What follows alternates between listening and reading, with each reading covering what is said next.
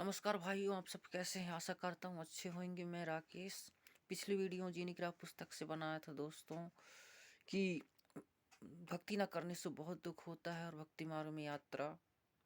और आज जो है हम जीनी क्राफ्ट पुस्तक से जानेंगे कि प्रेम प्रसंग कैसे होता है ना।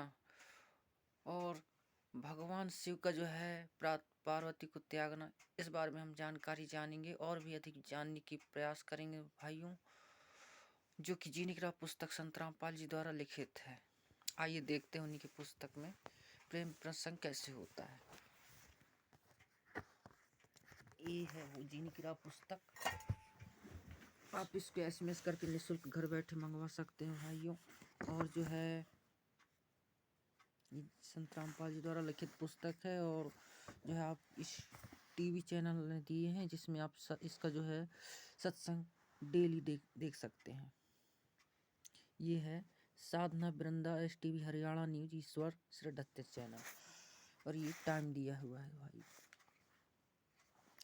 और इसमें जानेंगे प्रेम प्रसंग कैसे होता है ना।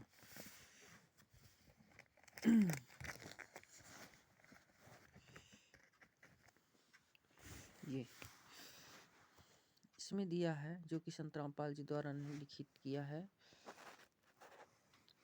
और इस पुस्तक से पढ़ेंगे तब हम जानेंगे प्रेम प्रसंग कैसे होता है।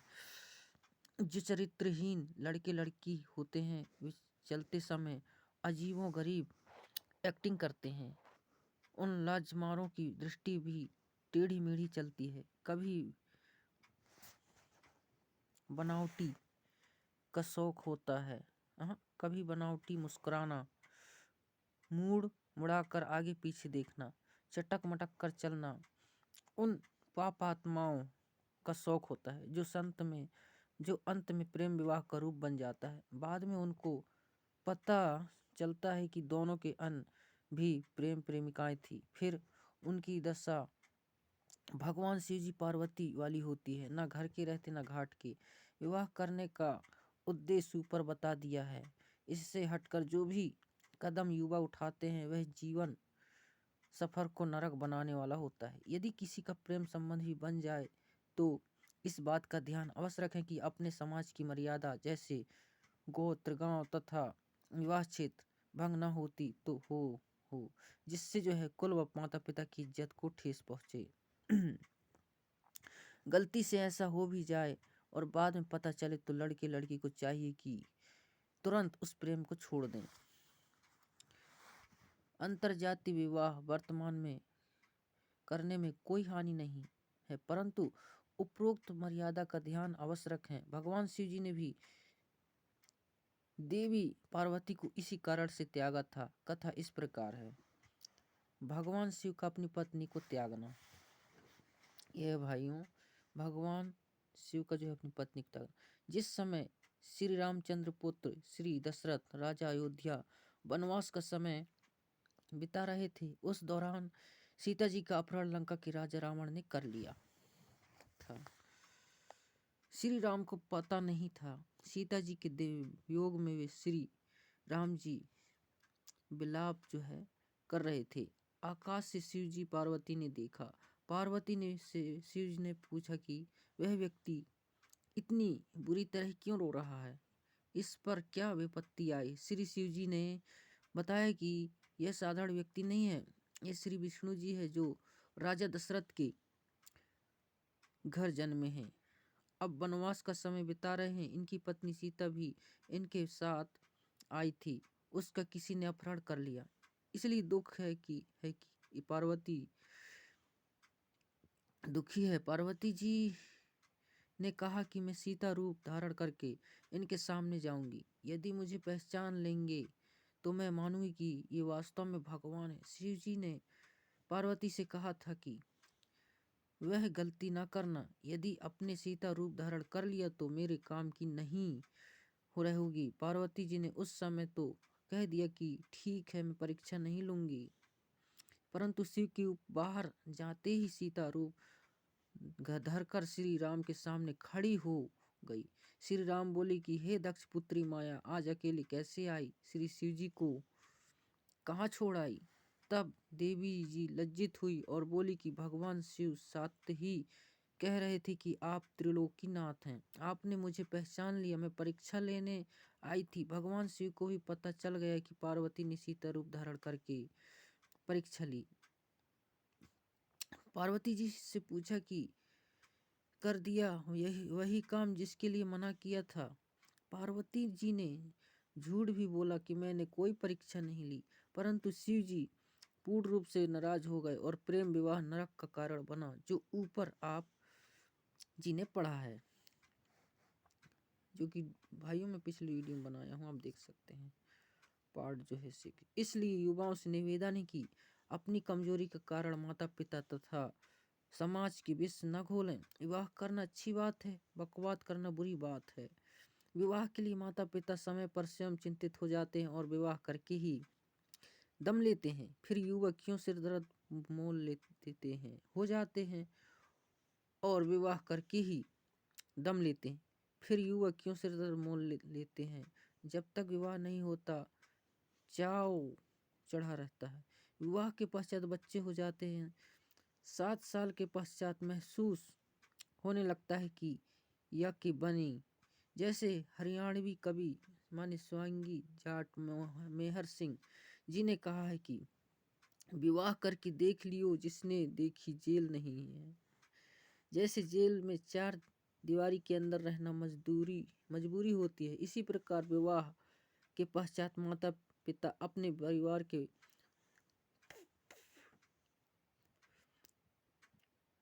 के पोषण के लिए, गृहस्थी जीवन जीने के लिए सामाजिक मर्यादा रूपी 4 दीवारी के अंदर रहना अनिवार्य हो जाता है। अपनी मर्जी नहीं चला सकता, यानी नौकरी वाला नौकरी पर जाता है, मजदूर मजदूरी पर तथा किसान खेत की कार्य को करने के लिए मजबूर है, जो जरूरी है। इसलिए विवाहित जीवन मर्यादा रूपी कारागार कही जाती है, परंतु इस कारागार बिना संसार की उत्पत्ति नहीं हो सकती। अपने माता पिताजी ने भी विवाह किया, अपने को अनमोल मनुष्य शरीर मिला। इसी शरीर में भक्ति करके मानव मोक्ष प्राप्त कर सकता है, जो विवाह का ही वरदान है। इस पवित्र संबंध को चरित्रहीन व्यक्ति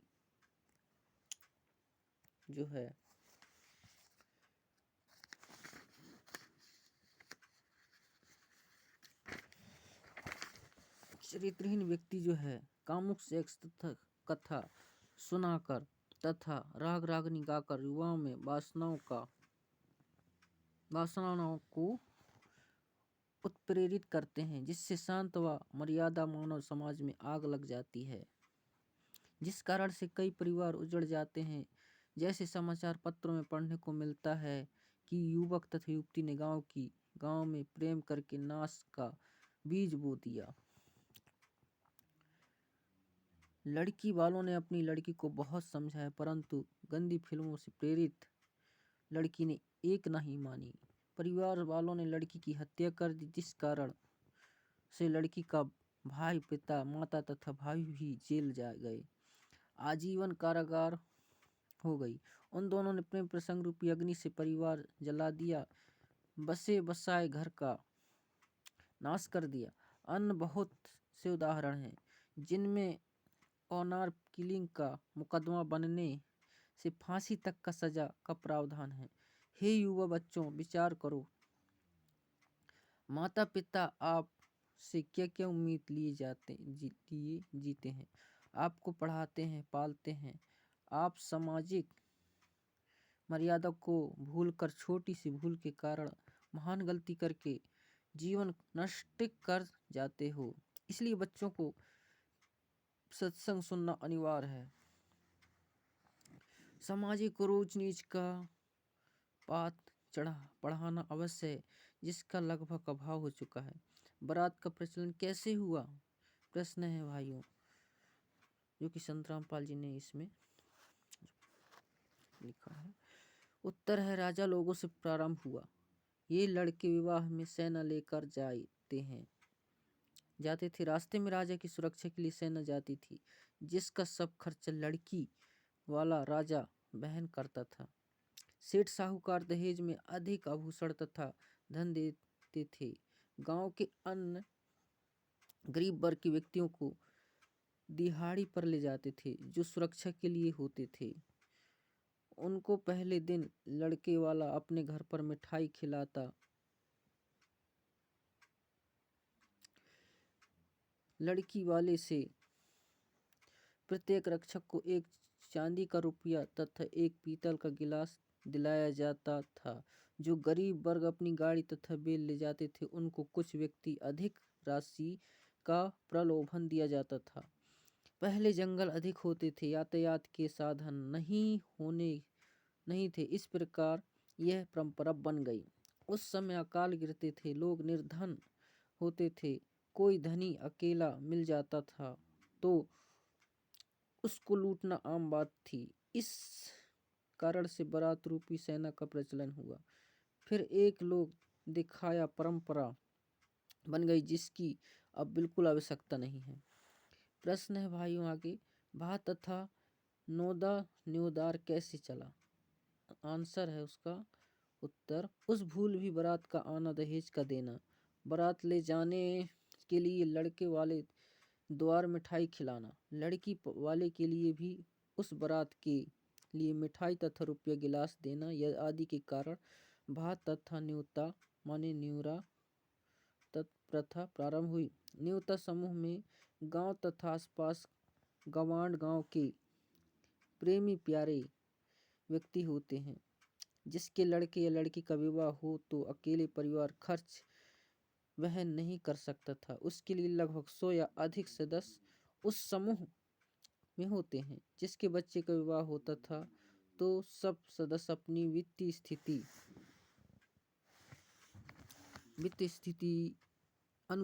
अनुसार न्यूनतम माने धनराशि विवाह वाले के पिता को देते हैं। कोई भी 100 रुपये, कोई 200 रुपये, कोई कम कोई अधिक, जो प्रकार का निःशुल्क उधार होता है उस पर ब्याज नहीं देना पड़ता। सबका न्योते का धन लिखा जाता था। प्रत्येक सदस्य की वही माने डायरी प्रत्येक विवाह पर दिया न्योता लिखा होता है। इस प्रकार विवाह वाले परिवार को धन की समस्या नहीं आती है। भात भी इसी कड़ी में भरा जाता है। बहन के बच्चों के लिए विवाह में कुछ कपड़े तथा नगद धन देना माने भाई द्वारा की गई सहायता का भात कहा जाता है। जो धन बहन को लौटाना नहीं होता। जिन बहनों के भाई नहीं हैं वे उस दिन अति दुखी होती हैं, एकांत में बैठकर रोती हैं। पीलिया, लड़कों को संतानोत्पत्ति उत्पन्न होने पर मायके वालों की ओर से जच्चा के लिए घर का देसी घी और कुछ गोंदमानी घी, आटा भूनकर गोला, अजवाइन, काली मिर्च का मिश्रण गोंद कहलाता है। नवजात बच्चे के छोटे छोटे कपड़े मान झूले भी मायके वाले तथा लड़की की ननदों द्वारा लगाए जाते हैं। यह परंपरा जो कपड़े 1 वर्ष के पश्चात व्यर्थ हो जाते हैं, इस तरह की परंपरा को त्यागना है, क्योंकि जीवन के सफर में व्यर्थ का भार है।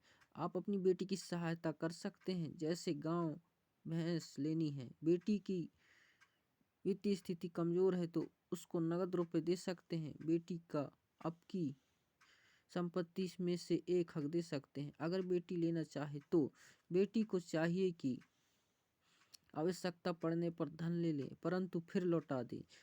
परमात्मा पर विश्वास रखे, आपका सम्मान बना रहेगा। समाधान, इन सब का समाधान है कि विवाह को सूक्ष्म वेद के अनुसार किया जाए। आप जी ने 4 वेद सुने हैं, यजुर्वेद, ऋग्वेद, सामवेद, अथर्ववेद, परंतु 5वां वेद सूक्ष्म वेद है जो स्वयं पूर्ण ब्रह्म जी ने पृथ्वी पर आकर प्रकट होकर अपने मुख कमल से अमृतवाणी द्वारा प्रदान किया है। मेरे रामपाल दास के अनुयायी उसी 5वें वेद के अनुसार विवाह प्रारंभ करते हैं, जिसमें कोई उपरोक्त परंपरा की आवश्यकता नहीं पड़ती। विवाह पर लगा अन्य अवसरों लड़के लड़के वाले पक्ष का कोई खर्चा नहीं करना होता। केवल कन्यादान यानी बेटी दान करना है। लड़की अपने पहनने के लिए केवल 4 ड्रेस ले जा सकती है। जूता तो पहन रखा है, बस जिस घर में जाएगी वह परिवार उस बेटी को अपने घर के सदस्य की तरह रखेगा। अपने घर की वित्तीय स्थिति के अनुसार अन्य सदस्य के समान सर्व आवश्यक वस्तुएं उपलब्ध कराएगा। बेटी अपने माता पिता भाई भाभी पर कोई भार नहीं बनेगी। जब कभी अपने मायके जाएगी तो कोई सूट तथा नगद नहीं लेगी, जिस कारण से भाभी भाई को भी प्यारी लगेगी। भाभी को ननद इसलिए खटकती है कि आ गई 4-5 हजार खर्च करवा कर जाएगी, परंतु हमारी बेटी सम्मान के साथ आएगी और सम्मान के साथ लौटा जाएगी। अपने मायके वालों से कोई परंतु वस्तु नहीं लेगी, जिससे दोनों पक्षों का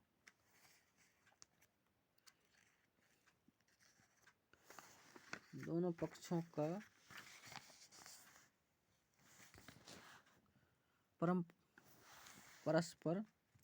को परस्पर अधिक प्रेम सदा बने रहेगा। भक्ति भी अच्छी होगी। इस प्रकार जीने की यथार्थ राह पर चलकर हम शीघ्र मंजिल पर मोक्ष तक पहुंचेंगे। प्रश्न है, जिनको संतान प्राप्त नहीं होती है उस बेऔलाद माने संतानहीन का तो सुबह या शुभ कर्म को जाते समय मुख देखना भी बुरा मानते हैं। ऐसा क्यों? इसका आंसर है भाइयों, उत्तर है संपूर्ण अध्यात्म ज्ञान के टोटे के कारण गलत धारणा है। पाठक जन इसी पुस्तक की पृष्ठ 6 पर पढ़ें कि एक व्यक्ति के 4 पुत्र थे। उसको अधरंग हो गया तो किसी ने सेवा नहीं की। क्या उस आदमी के दर्शन इसलिए अच्छे हैं कि उसकी संतान है? उसकी दुर्गति को कौन देखना अच्छा समझेगा?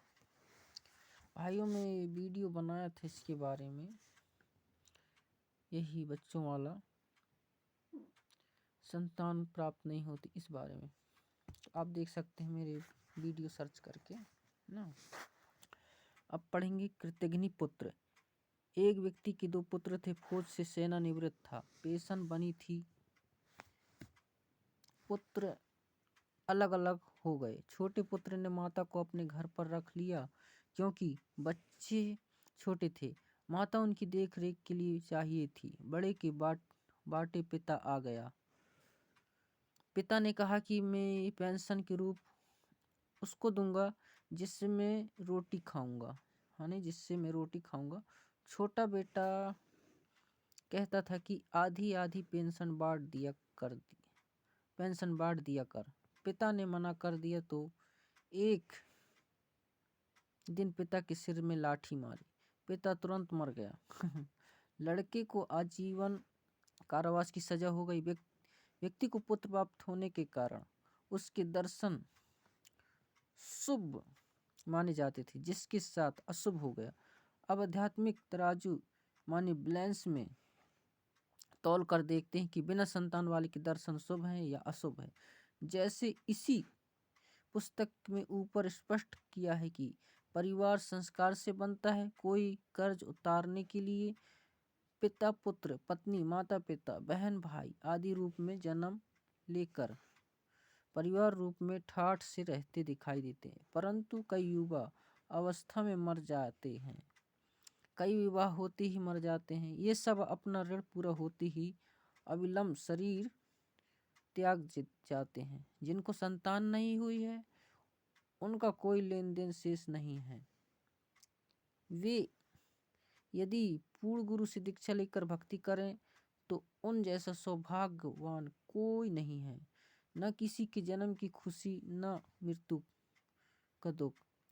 उन बिन न औलाद वालों का दर्शन तो अति शुभ है। यदि भक्ति नहीं करते तो चाहे औलाद माने संतान वाले हों, चाहे बेऔलाद माने बिना संतान वाले, दोनों ही अपना जीवन नष्ट कर जाते हैं। यदि भक्ति करते हैं तो दोनों के दर्शन शुभ है। बेऔलाद सावधान, इसको भी पढ़ ले जान लेते हैं भाइयों।